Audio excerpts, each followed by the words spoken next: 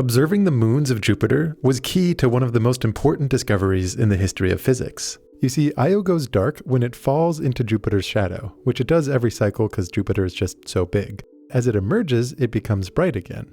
Watching it through a telescope night after night, you can mark the exact time that it pops back into view. And if you go out with a telescope and you do this a whole bunch, what you'll notice is that these happen in 42-hour increments.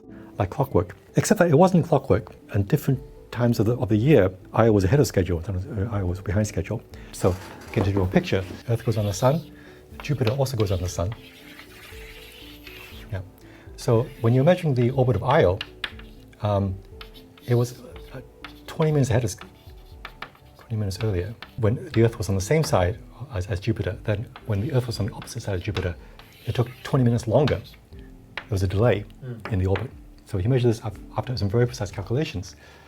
And Huygens realized that the reason for this is because light was taking 20 minutes to traverse this extra distance.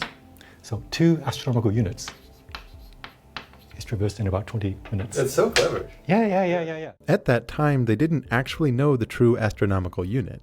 So their estimates for the speed of light frankly don't look that impressive if you see them. But at that time, it was not even obvious that light had a speed. For most experiments you could do down on Earth at that time, it just looks instantaneous. But at astronomical scales, it's actually really slow. And this very clever way to measure its speed by observing Io, imprecise though it was, laid the groundwork for more precise experiments down on Earth, once people had at least a rough sense of how fast it really was.